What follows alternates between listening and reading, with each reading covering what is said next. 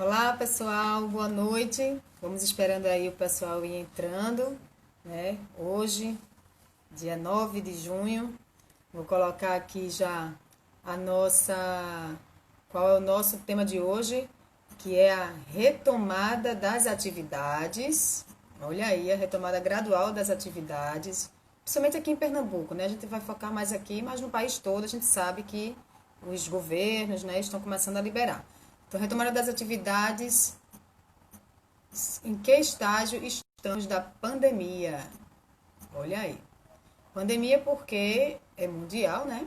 Todo mundo tem acompanhado aí. Em que estágio estamos? Estou aqui colocando o nosso título da pandemia. E eu vou conversar hoje, deixa eu só colocar aqui porque aí eu já publico e eu fixo o comentário, fica mais fácil. Eu vou conversar hoje, eu trouxe para conversar com a gente hoje, um especialista, diretor do LICA, que é o Laboratório de Imunopatologia da UFPE. Tem um nome em homenagem a um dos idealizadores, que é Keizo Asami. Quando eu conversar com o meu convidado, eu pergunto a ele como é que se pronuncia direitinho.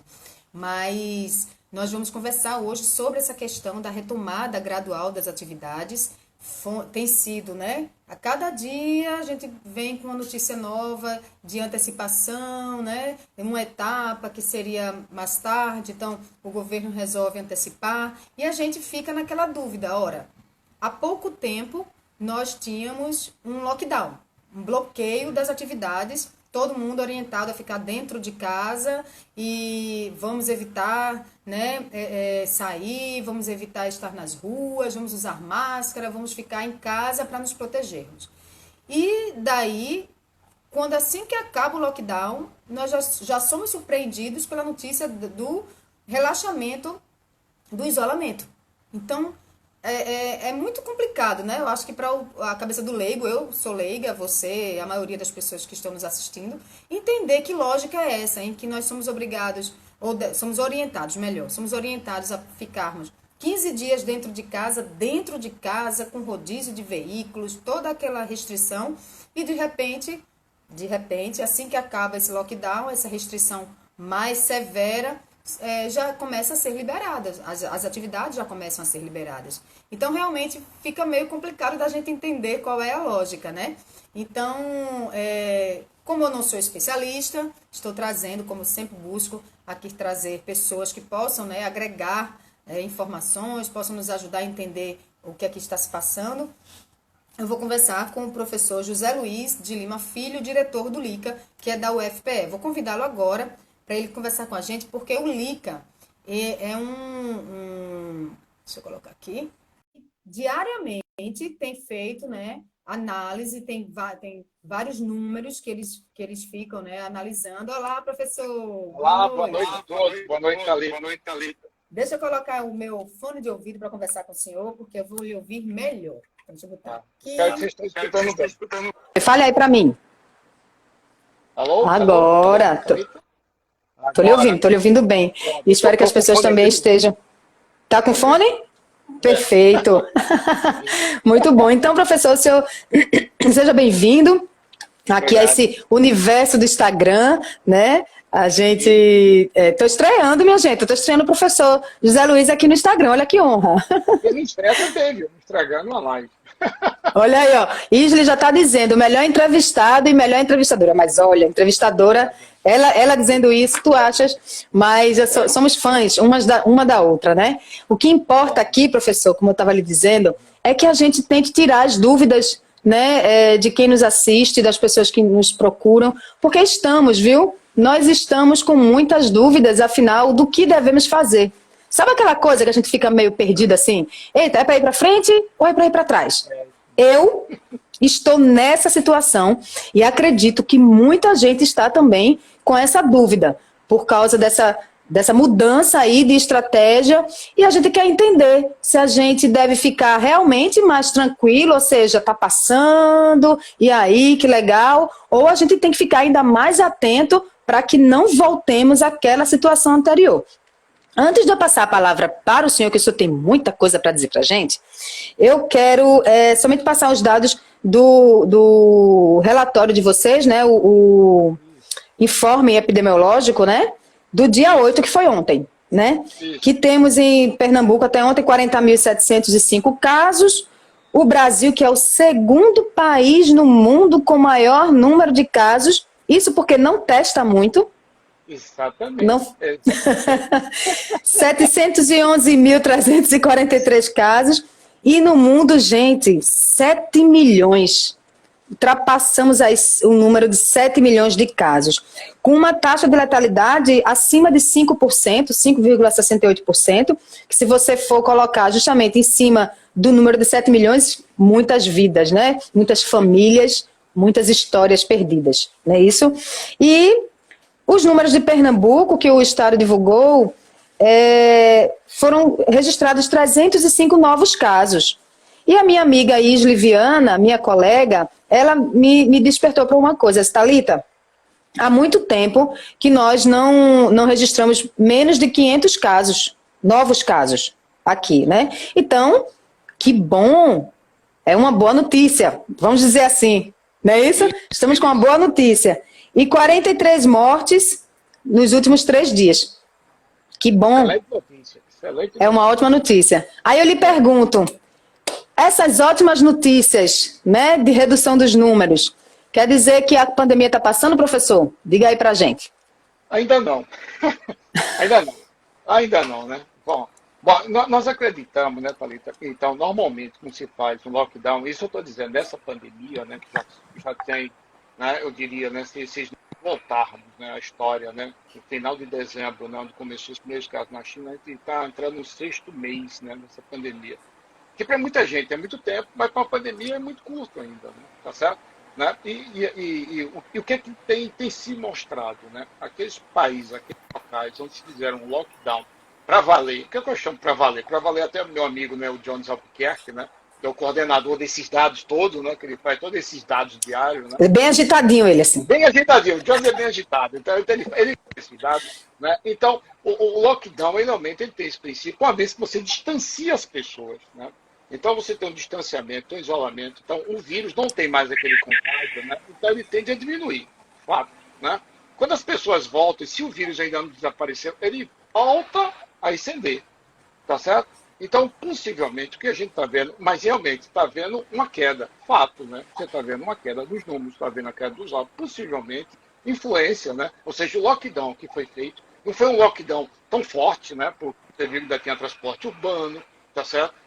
Houve uma redução dos veículos, mas muita gente ainda circulava. Quer dizer, foi um lockdown. As feiras, né, na periferia também não pararam. Quer dizer, mas foi um lockdown. O efeito desse lockdown a gente está vendo agora. Certo? Sim. Por isso que está diminuindo os casos, está diminuindo os óbitos. Né? Só que o vírus ainda está por aqui. Né? Ainda está por aqui. Você vê que ontem, né, houve praticamente, né, as filas, né, para as UTIs, as chamadas filas de UTI, praticamente foram eliminadas. Uma coisa maravilhosa também, o que indicava que ao longo do tempo, né, o número de casos graves também estava diminuindo. Né? Mas, aparentemente, né, ele chegou no limite, ou seja, ele não zerou. Então, se não zera, o vírus ainda está por aqui. Com todo o esforço, né? Isso quer dizer, todo o esforço, tanto da prefeitura, né, quanto do Estado, que estão realmente fazendo um esforço, como ele chama, danado mesmo, para reduzir, né? Tem sido um trabalho realmente muito forte. A gente tem visto isso de perto, a dedicação tanto do André Longo, né, quanto do Jailson, do prefeito, do governador. Mas nós temos essa parte cultural nossa que não é muito fácil, né? Não é muito fácil. Aí você tem uma pressão econômica, tem uma pressão política que as pessoas querem sair, né? E fez com que o lockdown foi um período só de 2 semanas. Tá certo? Vamos torcer que esse efeito de 2 semanas se propague. Né? Mas se ele fosse propagar, ele talvez vai reduzindo ao longo do tempo. Não vai ser uma coisa brusca, né? Uma coisa rápida. Tá certo? Né? Então, o vírus já foi? Não. Está por aqui? Está. Tem a chance de voltar? Tem uma ponta de voltar. Se nós não mantivermos os nossos cuidado com a higiene, usar máscara, entendeu? Se possível, né? Isso eu peço aos colegas, né? Onde eu vou, entendeu? Thalita, você com a super comunicadora, né? Vamos aqui ajudar. Isso mesmo, né? Mantenha o isolamento social ainda. Por favor, faça isso, né? Se você olhar o número do Brasil hoje, né, veja, como você falou muito bem, Thalita, com uma redução nos números de testes, né? O Brasil não está testando muito, como queria, infelizmente. Hoje tem 28 mil casos, né? 28 mil casos. Isso significa que está subindo no Brasil. Ou seja, 28 mil mortes, né? Não, 28 mil casos positivos, né? Tá certo? Ah, sim. Mortes foi mais de 1.000 casos no Brasil. Só falando do Brasil Sim, hoje, sim. né? Por dia você está falando, certo? Certo, Por certo. dia. Quer dizer, aqui está indicando 1.094 mortes, né, no Brasil. Quer dizer, não reduziu a morte no Brasil e 28.616 novos casos. Os Estados Unidos têm 16 mil. Nós temos 10 mil novos casos além dos Estados Unidos. Isso indica que a pandemia está muito forte ainda no Brasil, né? Então, regiões que não tinham sido atingidas estão sendo atingidas agora. Tá certo?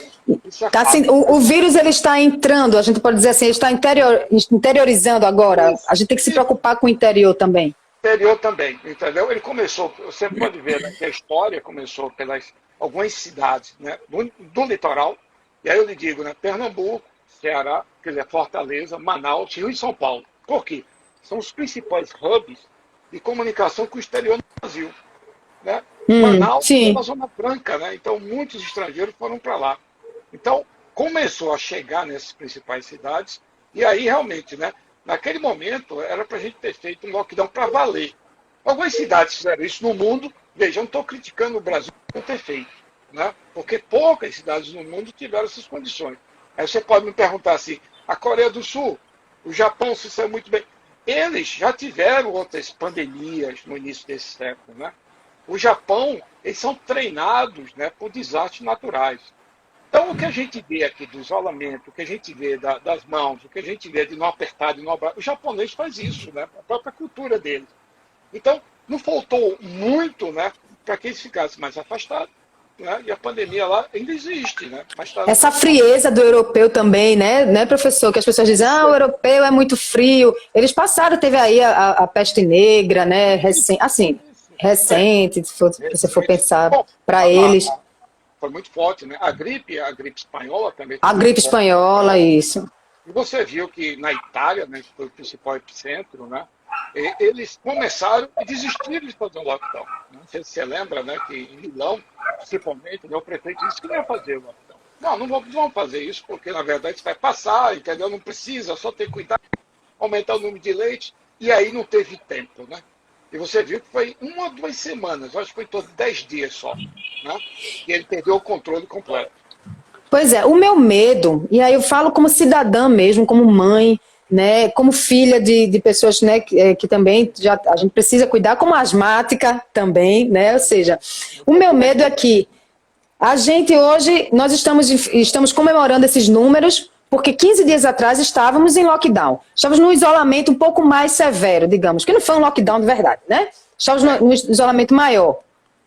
Só que hoje, se o senhor assistiu aos telejornais, que acredito que assistiu, a gente viu ônibus lotados, a gente viu as pessoas em pé no ônibus, no transporte público. Eu recebi, quando eu publiquei que eu ia falar sobre esse assunto, eu recebi várias pessoas reclamando que aqui no Cordeiro parece uma festa, aqui não sei aonde o mercado está cheio de gente. Então, assim, no interior, cidades um pouco que nem são do interior, aqui Morena, aqui próximo, região metropolitana do Recife ainda, as pessoas, todo mundo no meio da rua, tem serviço de mototáxi à vontade, a pessoa bota o capacete, tira o capacete, ninguém está nem aí.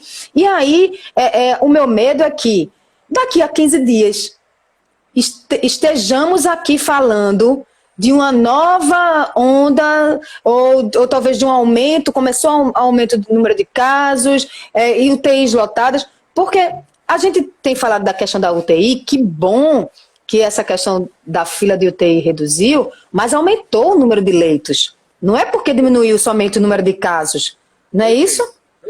Perfeito.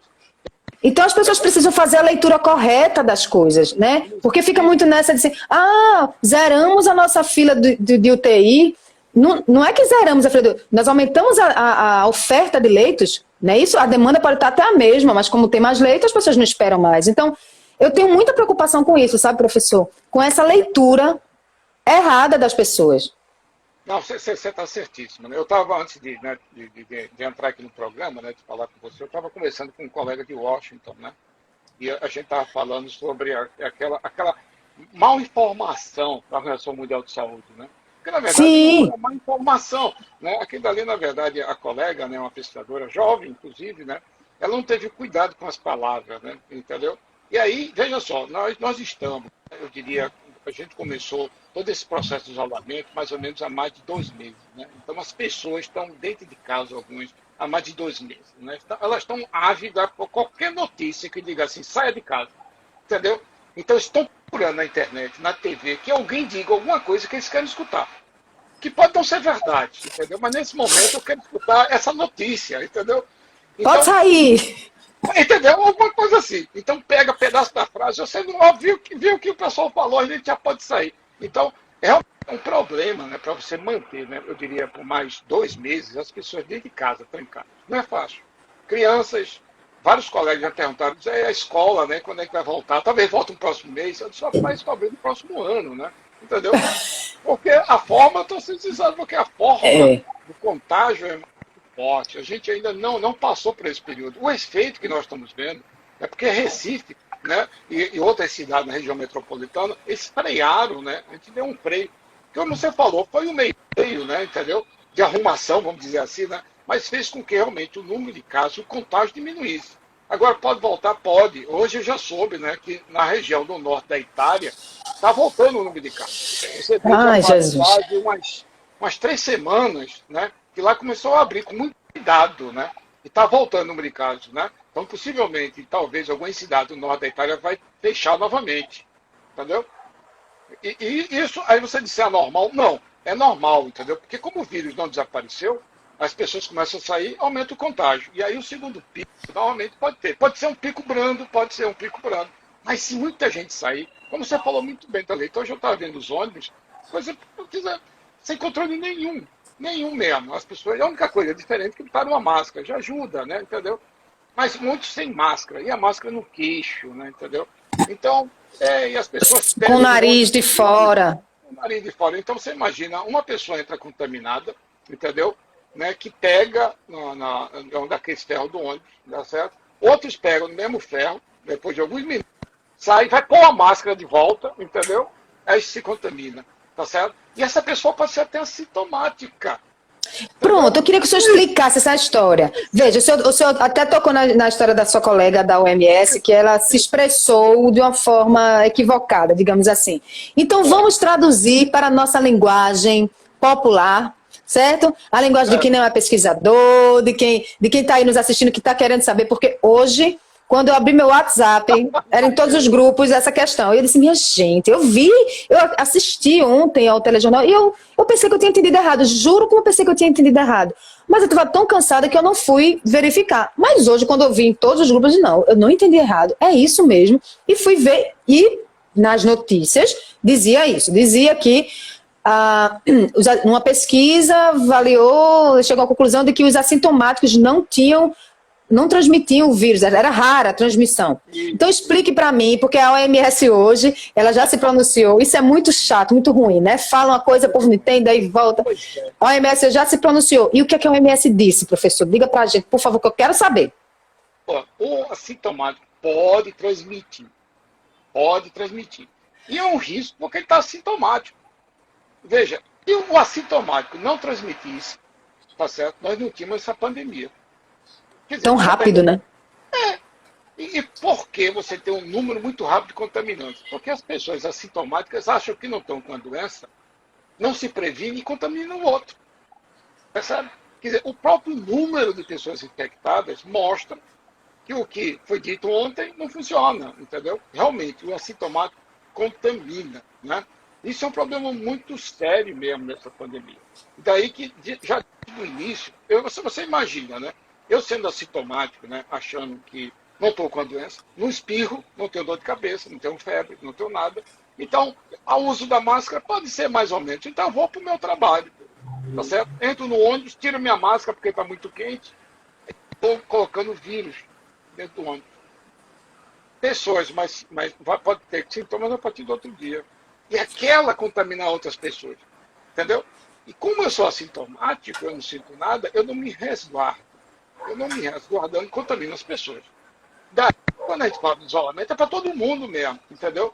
Porque se eu tiver com vírus, tá certo? Porque uma pessoa, eu tive contato com uma pessoa que espirrou. Podia ser um espirro simples, eu faço o teste. Deu positivo, não estou sentindo nada, vou ficar em casa.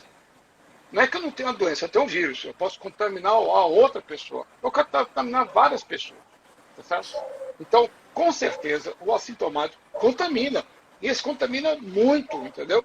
E poucos trabalhos, tem muito poucos trabalhos que estão sendo publicados sobre isso, né? Entendeu? Então, é um risco enorme.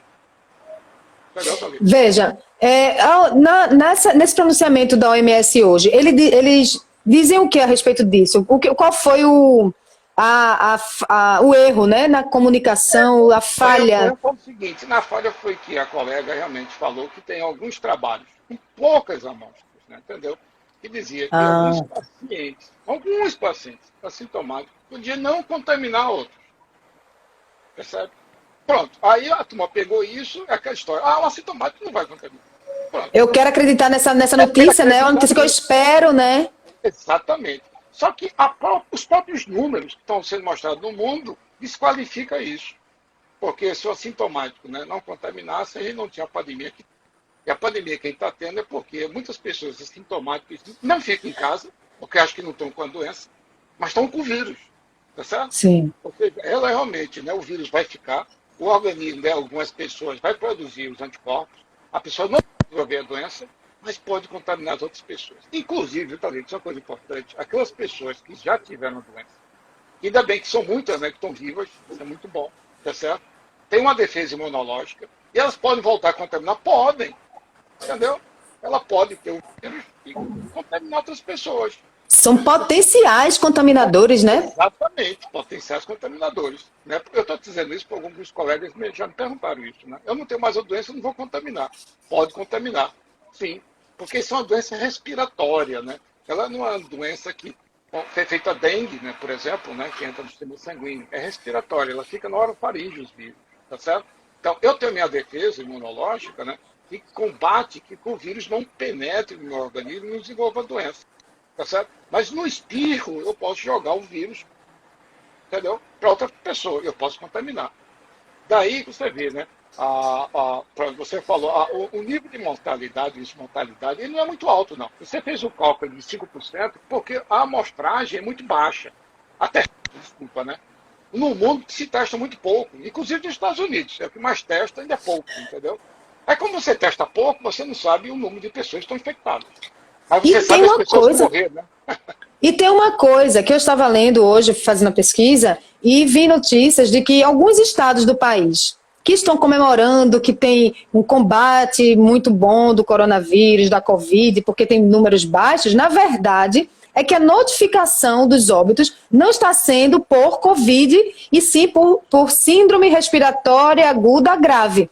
Então, só que a síndrome respiratória aguda grave é o principal causador da morte de quem tem Covid. E eles não estão notificando como Covid, ou seja, minha gente, essa questão dos dados, isso é revoltante a gente não ter acesso a dados oficiais, corretos, que a gente possa atacar essa doença onde ela realmente está, da forma como a gente tem que atacar e ter entendimento da gravidade dessa doença. Então, você veja como é que os estados, as secretarias fazem uma coisa dessa, ou seja, o número de síndrome respiratória aguda grave é 5 vezes maior que o número de Covid. Entendeu? É impressionante, né? Impressionante. E você falou, Thalita, é fundamental, né? Falta de testes, né?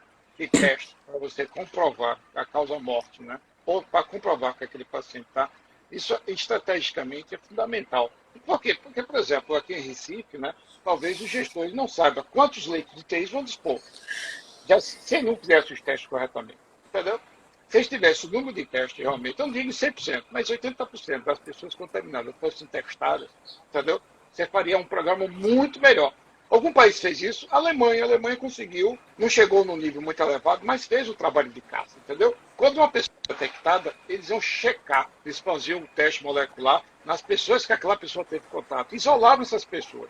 Então você vê que morreu gente na Alemanha, morreu, entendeu? mas não morreu tanto quanto está morrendo, inclusive em Pernambuco. Eu acho que Pernambuco já morreu mais de pessoas infelizmente, do que na própria Alemanha. Agora, por quê? A Alemanha fez testes. Eu lembro, Pois é, né, eu estava olhando aqui ó, nos dados de vocês, aí tem aqui a questão dos testes por 1 milhão de habitantes, né? Os Estados Unidos, a gente está aqui no número de casos confirmados, os Estados Unidos tem 2 milhões, Reino Unido 287, Brasil que está em segundo 711. Aí você vem para o número de óbitos, o Brasil é o terceiro em número de óbitos, por enquanto, né? Porque, por enquanto, está chegando no Reino Unido, né? Porque vem, a diferença dos Estados Unidos para o Reino Unido é assustadora, 113 mil para 40 mil, e o Brasil 37 mil, né? Dessa coisa subnotificada. Vamos entender isso, subnotificado. Só que o Brasil, que é o segundo que tem o maior número de casos, ele testou 4.746 por 1 milhão de habitantes. 4.746 por 1 milhão de habitantes. Enquanto que o Reino Unido testou, que é nem sei qual é o Reino Unido, acho que nem é o terceiro, né? Isso. Terceiro não, o terceiro é a Rússia. Mas está entre os primeiros. Veja, o Brasil testou 4.746 por 1 milhão de habitantes. E o Reino Unido, 84 mil por 1 milhão de habitantes.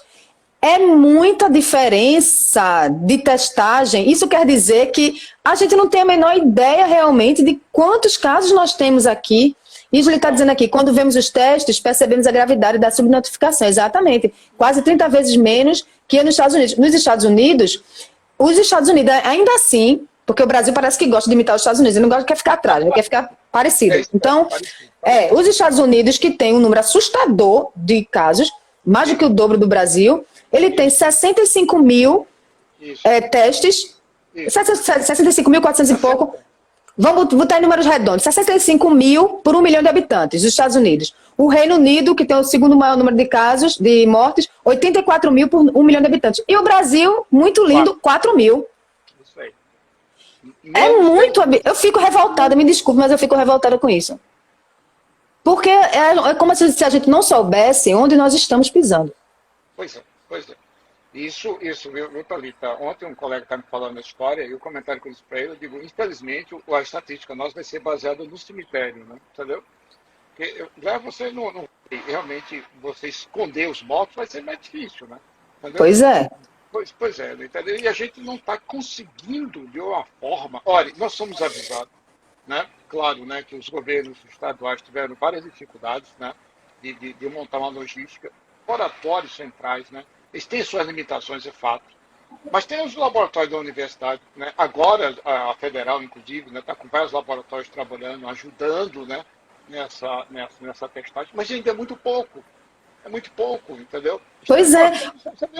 E veja, mesmo nos Estados Unidos, é muito pouco a testagem. É muito pouco, não é isso que eu estou dizendo. O Reino Unido testou 84 mil por 1 milhão de habitantes, com 40 mil mortes. E os Estados Unidos testou 65 mil com 113 mil mortes, mais do que o dobro do número de mortes do Reino Unido, e testou menos. E o Brasil fica eu acho que é o terceiro, o que tem o segundo maior número de casos e o terceiro em número de testes.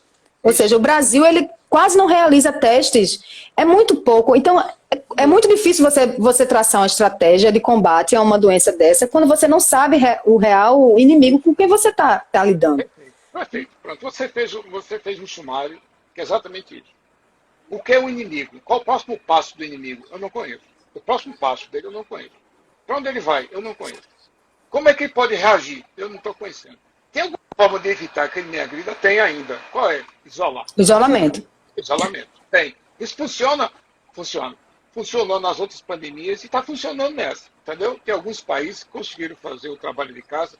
E você vê, Thalita, se você olhar o número no Paraguai e a Argentina, são nossos vizinhos. Então, fazendo um trabalho até interessante. Mas se você a Argentina tem sido muito elogiada, né, professor? Exato. Argentina e Paraguai. Se você vai no Paraguai, a fronteira lá, tem oficiais com um fuzil para não deixar o brasileiro entrar lá. Você percebe? Ou seja, o brasileiro se tornou um risco à saúde mundial.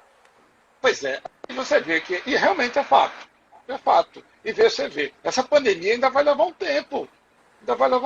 Os números ainda vão... Se vocês... Vamos lá fazer um cálculo, né? Existem 7 milhões de pessoas contaminadas no mundo. 7 milhões e alguma coisa, né? Isso, 7 milhões e 184 mil. Exatamente. Esse número está totalmente subnotificado, tá certo? Mas vamos lá, vamos multiplicar por 10. Vamos botar 70 milhões de pessoas contaminadas. No mundo. Vamos aumentar. Ave Maria, tô ficando com medo. O mundo tem 7 bilhões de pessoas. Vamos lá. Entendeu? 7 bilhões. E se nós tivermos 140 milhões, a gente tem que andar um caminho muito longe. Para a gente não contaminar o resto, nós temos que se isolar deles. Não tem como. Você está entendendo? Então, o que é que vai ocorrer? Tá certo? Você vê que os países europeus já estão abrindo a fronteira, com muito cuidado, né? Então, a Alemanha está abrindo, né, para a França, com muito cuidado, né, a vigilância, mas já estão abrindo, né? Como eu lhe falei, a Itália, possivelmente, vão fechar a Itália em breve. Espero que não. Começou a subir de novo, né? A aparecer novos casos. Na mesma região, no norte da Itália, norte, professor? Na mesma região, no norte, entendeu? E eu soube desse colega, né, que eu estava falando com você lá de Washington, né, 4 estados americanos voltaram a subir. Flórida, Illinois, eu esqueço mais 2, voltaram a subir. Estava ficando rosa, agora está vermelho. Possivelmente, nesses estados, vão fazer um lockdown novamente. Entendeu? Então você vê, vai ser um sofrimento para a população. Tá certo? Porque a população, a nova forma de ver os próximos meses, os próximos anos, vai ser uma forma de isolamento. Subir um pico. Qual a forma? Isolar. Porque ainda não tem uma vacina eficiente. Não tem nenhuma vacina ainda, né? Entendeu? Não tem nenhuma vacina. Nós estamos muito otimistas com algumas vacinas que estão sendo descritas. Então, isso é muito bom, né? É o primeiro momento no mundo, pelo menos que eu tenho história, né, que vários países estão fazendo, inclusive, vacinas de formulações diferentes. E é possível que várias delas funcionem, o que é muito bom, entendeu? O que é muito bom. E é possível que também vá funcionar como a gente deseja. Então é possível que nós tenhamos uma vacina num tempo menor, mais curto do que o normal. É possível, com segurança? Então, isso é uma pergunta curiosa, né?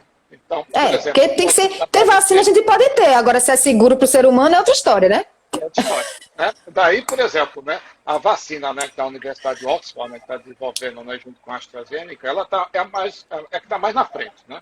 O Brasil vai entrar, né, eu acho, né, com 2.000 pessoas a serem testadas. Não porque, com todo respeito, né, eu gostaria muito que fosse o desenvolvimento dos pesquisadores brasileiros, né? O Brasil vai entrar porque a curva de contaminação no Brasil está em ascensão ainda e forte. Pois é, as pessoas não entendem isso.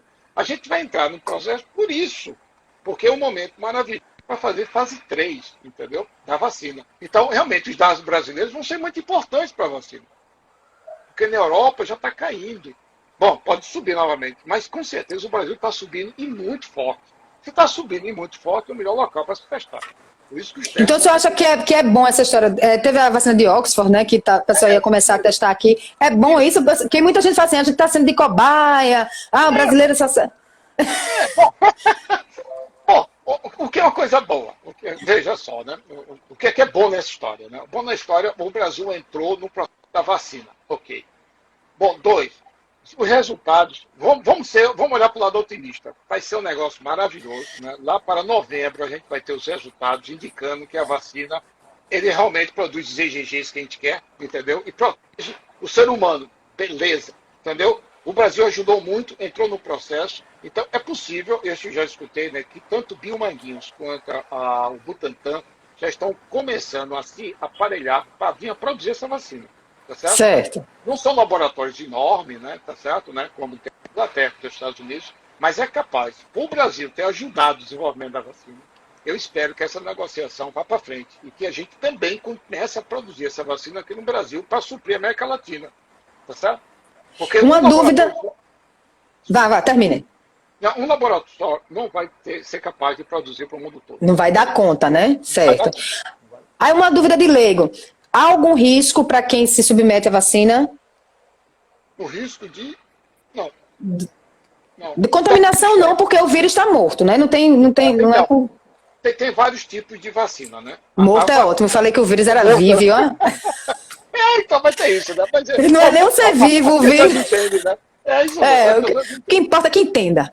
Exatamente, né? Então, o vírus está neutralizado, é a vacina mais comum, né? Mas tem umas que pega, né? Coloca um pedaço da proteína do vírus numa outra vacina que já funciona, entendeu? Ou pega o RNA do vírus e coloca em outra vacina que já funciona. Então, tem várias formulações, né, de vacina. É por isso que eu digo, espero que todas derem certo. Espero mesmo, né? Tá certo? Mas aí vem outras questões que a gente não pode responder agora. Aí você vai me dizer assim, ok, a vacina deu certo, o Butantan está produzindo, o Milmagri está produzindo, né? Eles não vão produzir dentro de um mês, tá certo? Eles podem começar a produzir, talvez, com toda a pressa, toda a infraestrutura, daqui a um ano. Afe Maria, minha gente, vai viver desse jeito? Então, imagine só, tá certo? Imagine só. Mas, bom, mas a gente vai ter, né? Então é muito bom. Aí você vai me perguntar assim, essa vacina para o resto da vida, não sei te dizer. Ela Pode ser como feito da influenza, né? Da gripe H1N1, né? isso, todo ano uma nova dosagem, entendeu? E por quê? Inclusive, como ele contamina muito, em teoria, a humanidade estaria mais ou menos livre desse vírus, né? De duas formas. Ou com a vacina altamente eficiente para vacinar todo mundo, ou que 70% da humanidade, né, tivesse IgGs, entendeu? Para ela. Bom, aí você vê, 70%, né? Teria 5 bilhões de pessoas que teriam a produção de IgG, né? Para a gente ficar livre deste vírus, deste corona. Mas eu lembro que nesse século, né? Que só tem 20 anos, essa é a terceira pandemia. Entendeu? De corona. Do corona, né? Que não é que não é a da Covid-19, que é a doença, né? Exatamente. É o SARS, não sei das quantas, né? SARS, né? É o SARS. Esse é o SARS-2. O SARS-1 foi no início, né? 2002, eu acho. A gente é assustador. Pois é. Então, nós temos que mudar uma coisa. Tem que mudar o hábito de vida da gente. Né? Temos que nos reeducarmos, né? Para que a gente não comece a contaminar os nossos colegas. Bom, lembre-se que o Brasil, né? E a gente nunca passou por uma pandemia, né? Eu até defendo as pessoas, porque nós nunca passamos por uma pandemia. Tá certo? As pessoas não têm hábito de ficar presas em casa. É outra coisa, entendeu? Né? Nós temos o hábito de sair todo dia. Né? Então você vê, tem famílias com menino pequeno, né, que tem um hábito de botar o menino na escola. Hoje o menino está dentro de casa. É uma mudança de hábito, né? Pronto, você, né? Entendeu? Meu filho tem 6 anos, está dentro de casa. Há 3 meses dentro de casa. 3 meses, né? Então, eu tenho lá um pessoal lá no Lica mesmo, né, que tem filhos, né, que alguns estão querendo que as aulas voltem, entendeu? Claro, tá querendo, mas tem certeza que não vão voltar. Né? Eu não tenho coragem de botar meu filho, não. De voltar nem tão cedo. Nem lá para agosto, talvez, dependendo de como isso vai se comportar. Professor, vamos só dar uma paradinha para a gente falar aqui com o pessoal que está falando com a gente, porque tem muita gente falando e a gente precisa dar atenção à nossa audiência, né? Daqui a boa noite aí, sejam todos bem-vindos, minha gente. Tem muita gente aqui, tem gente do Rio de Janeiro que está nos vendo aqui. Maria Henriqueta falando aqui sem saúde, sem vacina, sem saída. É bem por aí, né? Tem muitos amigos seus aqui. Tem a Aurenice, que é cabeleireira, disse que não tem coragem de abrir o salão, está com medo. Né? Rafael Vieira, que é pesquisador também, é biomédico aí da UFPE. André Catunda, que fez uma pergunta, vou chegar nele já. Tem muita gente, Marcos Pereira, enfim. André, ele pergunta aqui, ele é cirurgião dentista, e a partir de amanhã os cirurgiões dentistas podem, né, voltar com todo um cuidado. Ele já mandou uma foto dele, parece um astronauta, cheio, todo parafuso. Mas é algo muito complicado, porque você está ali com a boca, com a parte justamente onde é mais perigoso, né, professor? O contágio, né? Tanto para o profissional, quanto para quem vai também depois, né? Então ele pergunta aqui, ó, deixa eu só ver que ele fez uma pergunta grande. Por que o Ministério da Saúde esconde essa realidade? Por que estava cedendo às pressões dos empresários para voltar tudo ao normal? Não deveria esperar mais tempo? Isso a gente estende para tudo, não somente para o Ministério da Saúde, mas aqui também, né? Eu acho que a pressão dos empresários realmente, né, foi um propulsor dessa questão aí, da gente voltar tão rapidamente. Continuo achando errado. Eu coloquei minha opinião no Facebook, que eu uso mais o Face para botar minhas opiniões. Eu estou com medo, eu acho muito arriscado, não acho o momento certo, sabe? Pode ser, mesmo que você vá aos pouquinhos, a nossa sociedade, ela não está educada o suficiente para entender como devemos nos comportar em conjunto, né, do lado de fora das nossas casas, né? O Rafa está perguntando aqui, quantos laboratórios, eu nem sei o que é isso, viu? O senhor deve saber. Quantos laboratórios NB3 que podem estudar vírus temos aqui no estado? Temos ótimos pesquisadores no Nordeste, mas existem laboratórios suficientes para executar pesquisa com vírus no Nordeste? Temos alguns mesmo, tem alguns. Na universidade, você tem 3 NB3, né? Tem 3 laboratórios, que é suficiente para a gente fazer, né? Fazer estudos. Veja só, desculpa, os testes, né? Os testes moleculares podem ser feitos em laboratórios nível NB2. Testes. Para estudar o vírus, não, tem que ser NB3, devido à segurança, né? Mas tem, no LICA tem um, no Ageu Magalhães tem outro, né? No NUPIT, todos na Federal, né? Você tem esses 3 laboratórios, né? Que eu O que conheço. é NB3? Diga aí para mim que eu não sei, não. Sabe, não, é nível de segurança biológica, né? Você tem um laboratório de nível biológico 1, tá certo? Que é o simples, é aquele que os alunos fazem aula prática, etc. Aí você tem um nível biológico 2, que aí já é fechado, é registrado. Tem um que a gente chama nível biológico, né, 2+, que você usa uma roupa parecida com o de astronauta. É meio astronauta e cirurgião. Eu Uma diria, mistura. uma mistura. Aí tem que ter uma antessala, entendeu? Tem uma sala de vestimenta, tem uma sala de saída. Esse é um 2, entendeu? Aí o 3 tem isso e tem pressões diferentes em cada sala. Pressões de ar, entendeu? E aí você já entra com a roupa meio astronauta mesmo, entendeu? E tem o NB4. O NB4, no Brasil, né, eu acho que tem muito poucos, entendeu? E esse daí é para aqueles bichos, tipo ebola, né? Para você estudar, tem que ser no NB4. Bom, se Ou você seja, já para os viu, pesquisadores não serem contaminados, né? exatamente, e não levar a Minha contaminação. gente, Então, se sim. vocês assistiram um filme chamado Epidemia, é um filme antigo, tá certo? O início do filme Assisti. mostra lá. NB1, NB2, NB3, NB4. Entendeu? É, É o que é correto, né? Para se estudar o vírus tem que ter um nível 3 de segurança biológica. Nós não temos muitos, mas temos bons pesquisadores, né? Não temos tanto dinheiro para fazer as pesquisas. Entendeu? Não temos, né? Então, esse é um esse outro é um grande problema, né? muito problema. Então, no LICA, né, eu não estou fazendo pesquisa agora. Nós estamos fazendo os testes, ajudando, né, a Secretaria de Saúde, né, o Laboratório Central, e estamos guardando as amostras. Né? E aí é um super freezer, a gente chama de hiper freezer, né? Um freezer menos 80 graus. Né? Então, está guardando as amostras. Né?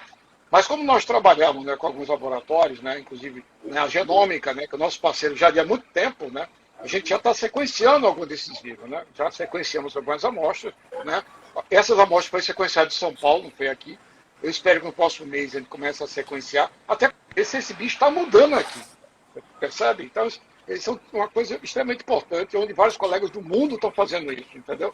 Porque, Pois é, como diz que já tem 3 cepas, né? Assim, 3 coisas, carga viral diferente. isso. Ele tem uma boa quantidade de mutação, entendeu? Mas em essência ele não mudou ainda. Em essência ele não mudou. Agora ele já mudou muita coisinha dele, entendeu?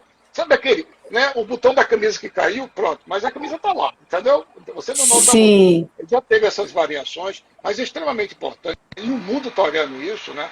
Para que possivelmente esse bicho não vai mudar para uma característica mais agressiva, né? Então a gente precisa estar alerta nisso, né?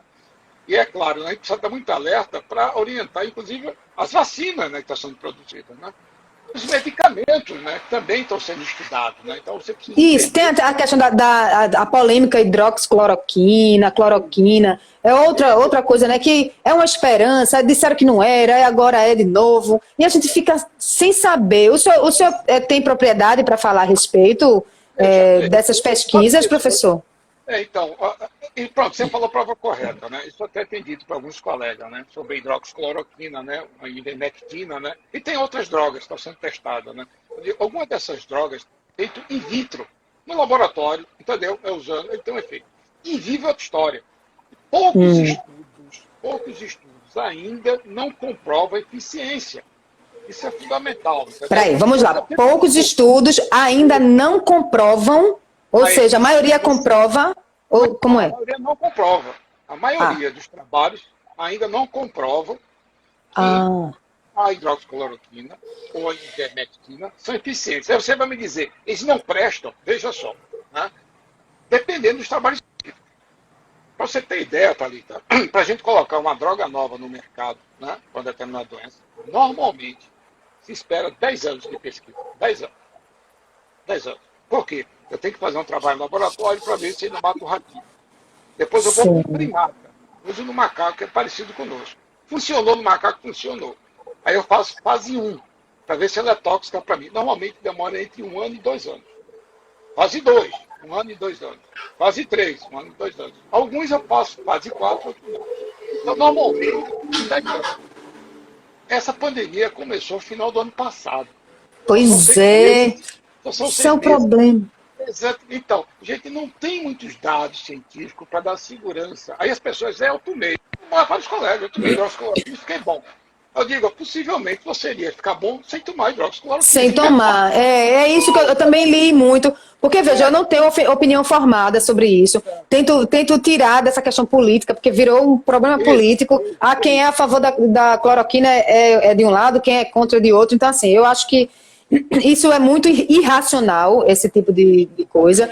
E aí eu realmente tento ler dos dois lados. E uma coisa que eu li é que é isso. Assim, tem gente que defende, né, que não, a gente tem feito estudos, a gente tem observado que tem melhorado, mas uma outra corrente explica isso que o senhor disse. Essas pessoas poderiam ter ficado boas sem ele, não necessariamente foi o medicamento, né? Aí fica difícil pra gente.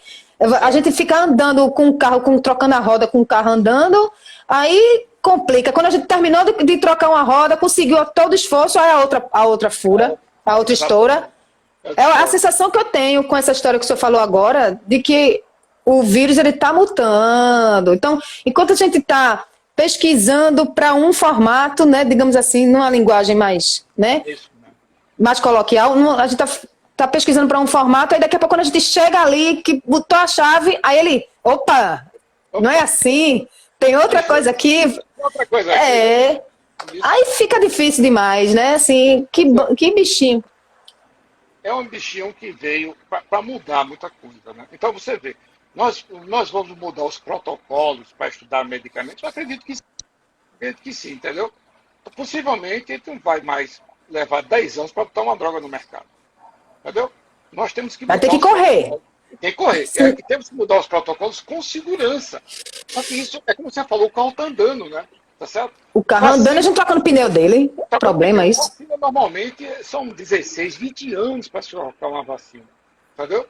Essa é como eu te falei, né? Essa vacina não foi que ela começou a trabalhar em janeiro ou fevereiro desse ano. É porque já estavam trabalhando para os outros coronas. Aí pegou, né? O caminho andando, né? E vamos ver se está certo. Mas se nós fôssemos começar a trabalhar com o corona, seguindo o protocolo normal, era capaz que daqui a uns 20 anos é quem tivesse a vacina. Ou seja, tivemos sorte. Vamos dizer assim, usar um termo, assim, o negócio já existia pesquisas em andamento, então vamos reduzir aí um pouco o tempo. Exatamente, né? Entendeu? Então, para você ver, o pós-pandemia, nós vamos mudar nosso hábito de vida? Vamos. Não tem jeito, a gente vai ter que mudar o hábito de vida, a forma de trabalhar. Né? Você vê, também, você trabalha muito bem com o Instagram, né? Ele fez maravilhoso. Talvez você está fazendo, entendeu? Vamos aí, ajudar o povo. Vamos entender esse negócio. Isso aí vai multiplicar, né? N vezes. A minha área mais de pesquisa ela vai mudar, entendeu? A forma de fazer pesquisa, os protocolos de fazer pesquisa, você vê, o método, porque os testes demoram tanto, né? O teste molecular, né, que é o melhor, se você trabalhar rápido, você leva umas 2 horas para extrair. Vamos supor, o método rápido, você leva 30 minutos para extrair. E você tem mais meia hora de preparação, e você leva umas 2 horas e meia numa máquina chamada PCR. Tá certo? No mais rápido que você for, é 4 a 5 horas. E tem que ser uma coisa especializada, senão se contamina. Então, a gente não evoluiu muito em teste diagnóstico. Né? Aí a turma pergunta o que seria o bom. Eu não diria nem o ideal. O bom seria que você em casa, por delivery, vindo com drone, nem uma pessoa, um drone entregaria na sua casa um teste que nem furaria seu dedo e que em 10 a 15 segundos dissesse se você está ou não com corona. Isso seria muito bom, percebe? Aí sim, aí eu teria uma amostragem quase que universal, seria muito mais fácil controlar essa pandemia. Mas o drone não ia nem chegar nas casas da gente, que ia ser roubado, ia ser derrubado. Olha, aqui, Brasil, não dá não, esse tipo de coisa não. Funciona não. Funciona não, né? Funciona não. Dá não, professor, isso não. Você sabe, Thalita, a gente tem um projeto lá no LICA, né, que a gente usa drones, né? Não sei se você ouviu falar, né? Tem um programa para isso. A gente tem um drone, né? Só tem um porque o dinheiro não deu, né? Mas o drone tem uma câmera, né? E essa câmera, o drone voar a 5 a 10 metros, ela consegue identificar uma pessoa que está febril. Ah, eu vi uma reportagem, sim, vi. É um trabalho nosso lá com o pessoal da Universidade Rural. Muito bom. Instituto de Redução de Risco, né? Muito legal. E tem um alto-falante, né? tá certo? E ele fica dizendo, né? Você... É isso, volta para casa, entendeu? Vá pra cá.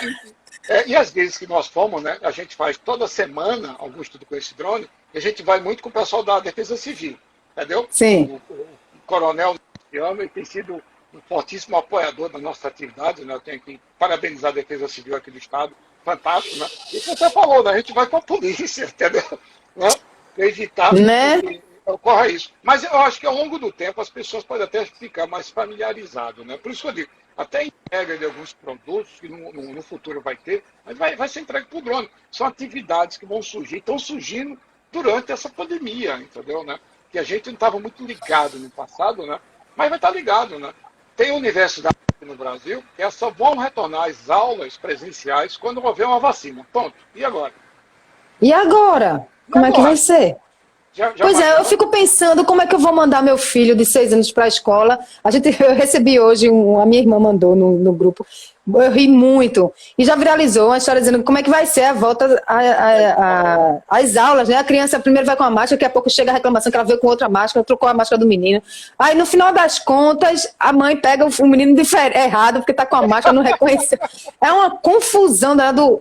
E vai ser meio isso, porque criança, minha gente, é pedir demais que criança tenha todo esse cuidado que nós tentamos ter, porque nem os adultos conseguem ter a contento, né? Professor, veja, nosso bate-papo está muito legal, mas estamos a 9 minutos do fim, e o Instagram, ele fecha. Ele fecha, ele encerra com 1 hora, não tem jeito, não tem negociação com ele. Aí o que eu queria que a gente, nesses 9 minutos, fizesse, eu queria que o senhor me desse sua opinião, certo? Que acho que é o que a gente quer ouvir também, né? De uma pessoa que está ali estudando os dados diariamente, né? São 150, minha gente, é uma coisa linda. Olha, parabéns ao trabalho de vocês. Porque eu fiquei hoje me debruçando sobre esses números, tentando, até porque, né, o filho vem, a gente tem que fazer outras coisas e tal. Mas é um trabalho muito especial, parabéns, 150 páginas de várias estatísticas, de vários... Eu peguei aqui essa questão da testagem porque eu achei que é algo que é o que demonstra como a gente está vivendo no escuro, estamos combatendo algo no escuro, sem entender realmente a dimensão disso, né? Mas eu queria que o senhor me dissesse, a sua opinião, né, como um pesquisador, quem está acompanhando de perto isso, seria o momento da gente voltar à retomada já? Porque eu vou dizer logo a minha. Na minha opinião, tinha que ser pelo menos somente em julho. Eu acho que a gente tem que passar junho inteiro naquele lockdown. Esse é o meu sentimento, sabe? Mas eu queria saber o seu, assim. O senhor acha que a gente já devia estar voltando? A gente podia esperar mais um pouquinho, não? Isso? Poderia. A gente não deveria ter voltado, entendeu? A flexibilização, eu acho que foi perigoso, né? Mas eu entendo. Isso eu estou te falando aqui. Bom, antes de dar a explicação, né, eu gostaria muito de chamar a atenção, né, do Jones, que você falou, doidinho lá, né? Eu diria que... Jones Albuquerque, né, bem agitadinho ele. Ele é um pesquisador extraordinário, né? E ele realmente que é o grande maestro de tudo isso que você está vendo, né? Ele tem uma equipe, né, que trabalha virtualmente, ele trabalha pela madrugada, né? Com uma dedicação maravilhosa, né? Entendeu? E o Jones realmente é um super matemático, que agora está contaminado pela biologia, né? Ele é pesquisador lá do LICA, é professor da Universidade Rural, né? E é um dos coordenadores, né, do Instituto de Redução de Risco de Desastre, né? Que faz esse trabalho maravilhoso. Para você ter ideia, né? Essa semana, quer dizer, ontem, na verdade, né, parte do trabalho nosso, eu acho que vai estar começando a ser também mostrado na Europa, entendeu, né? E vai coisa fazer boa. parte do boletim da comunidade europeia, certo, né? Graças ao trabalho do Jones e toda a sua equipe, né? Isso tem que ser dito, né? E também, aproveitando esse comentário que você falou, nós, tanto eu quanto o Jones, a gente vem muito, né, conversando como eu falei, com o Jair, com o André Longo, né? Que eu tenho chapéu para eles, realmente eles são guerreiros, vêm fazer um trabalho maravilhoso, eu não tenho dúvida disso. Veja, essa avaliação que eu estou pedindo é nacional, a gente está vendo isso em todos os estados. O shopping center no Ceará hoje parecia uma festa de gente, em São Paulo tinha fila para entrar, o povo não entende, não entende. Você tem ideia, Thalita, hoje foi o dia que houve o maior número de mortes em São Paulo, né? E vai abrir os shoppings amanhã. Quer dizer, tem uma coisa que não bate, né? Tem uma coisa que não bate. Não bate. É muito contraditório. Muito, muito. Aí você vê, a pressão é muito grande, a pressão das pessoas é enorme, entendeu? Né? Mas a gente poderia, né, eu acho, esticar mais um pouco o lockdown, entendeu? Se você, no início dessa pandemia, me perguntaram quando é seguro voltar. A lógica é o seguinte, Não que vai ser seguida essa lógica, mas a lógica é, o local foi fechado, foi. Não tem mais casos, não. Abre, não. Só depois de 2 semanas tem nenhum caso. Segura mais. Isso seria o lógico. Esse é o lógico, entendeu? Pode se abrir antes? Pode. Qual o risco? O risco de se abrir antes é que pode ter o segundo pico, pode ter o terceiro pico. Que não necessariamente vai ser menor do que o primeiro. Não necessariamente, entendeu? Porque as pessoas já estão angustiadas, as pessoas já são estressadas. Eu estou angustiadíssima. Pronto. Então a coisa pode dificultar muito. Então, como você falou muito bem, pudesse esticar mais, seria o ideal, entendeu? Eu não tenho dúvida disso, entendeu? Bom, o governo, né, eu hoje escutei que vai pagar mais 2 meses, né, eu acho, né, que talvez seja pouco ainda, porque, como eu te falei, os números do Brasil é esse, está subindo forte, tá subindo, como chama, né, na primeira derivada, que Jones dizia, a primeira derivada, muito forte, né, se nós tivéssemos mais testes, eu não tenho dúvida que esse número que se mostra hoje seria 10 ou talvez 15 vezes maior, entendeu? No Brasil, a gente já teria quase o mesmo passo dos Estados Unidos, lamentavelmente, entendeu? Né? Pois é, porque a impressão que dá que veja, a gente fechou, aí melhorou, aí volta, aí todo mundo, enlouquecido, aí aumenta o número, fecha de novo, aí melhora, aí volta, e isso vai ser assim, o resto da vida. Pois é. Por quê? Entendeu? E aí, como é que se faz, né? Bom, a gente trabalha, né? Você falou no nosso laboratório, né, que é Iwasami, né? Que é um japonês, então a gente trabalha muito com os laboratórios japoneses, né? E Nagasaki, né? Nagasaki é uma cidade pequena, né, no Japão, só teve 4 casos. Né? 4? 4. E acabou-se. Acabou-se. Fernando de Noronha controlou, não foi, professor? Houve, eu acho que eu ouvi falar que houve 2 casos agora, mas foi aquele, eu acho, contaminação daquele grupo contaminado que foi para lá. Sim. Não é de lá conseguiu fechando. Você viu lá, né, que o governador, né, como é que chama, o coordenador, isolou as pessoas, mesmo Fernando de Noronha, não sai ninguém. Pronto. É um exemplo maravilhoso de que o lockdown funciona. Tá certo? Uma ilha maior. Nova Zelândia, uma ilha maior que Fernando de Noronha. Fez a mesma coisa, lockdown, fica afastado. Hoje, Nova Zelândia já voltou ao normal. Normal, pois é. Normal, sim, o novo normal que a gente tem discutido tanto, normal, né? É o novo normal, mas já está voltando ao novo normal por conta disso. Claro, eu não vou comparar Brasil nem Recife, né? Nem pouco Nova Zelândia. Continental, né? O país, a gente também tem que ter isso, entender isso. Tem que entender isso. A nossa cultura, a forma, as habitações, né? O hábito das pessoas, né? É muito difícil. Você querer dizer que um ônibus urbano só vai ter gente sentada, é muito difícil. As pessoas estão habituadas, todo dia está o ônibus cheio. Por que vai ficar o ônibus, né? Então, as empresas não colocam muito ônibus porque vai ter prejuízo. Entendeu? Mas nós tudo gera em torno do lucro, né? É bem complicado. Aí a vida fica... Exatamente. Botar a vida em segundo plano. A vida tem que vir no primeiro plano e não no segundo plano. Eu acho que valia um esforço maior, né? A gente fazer um esforço maior, assim, concentrado, e para a gente poder respirar melhor depois. Mas fica nesse negócio, vai, não vai, de pitadinha, de pouquinho, muito complicado. Muito complicado. Professor, estamos no final da nossa live. Mas foi um bate-papo, assim, olha, eu queria agradecer muito pela sua disponibilidade, né, por estar aqui num ambiente novo para o senhor, né, que o senhor nunca tinha feito uma live no Instagram. Espero que goste e que aceite outros convites aí, né, para que a gente possa disseminar aí boas informações, né, e torcer para que a gente tenha boas notícias, mas eu realmente não tenho esperança de ter boas notícias nos próximos dias, não. Só daqui a 15 dias eu acho que a gente vai estar aqui chorando, vai estar, assim, reclamando, mas enfim, né? Muito obrigada mesmo, viu?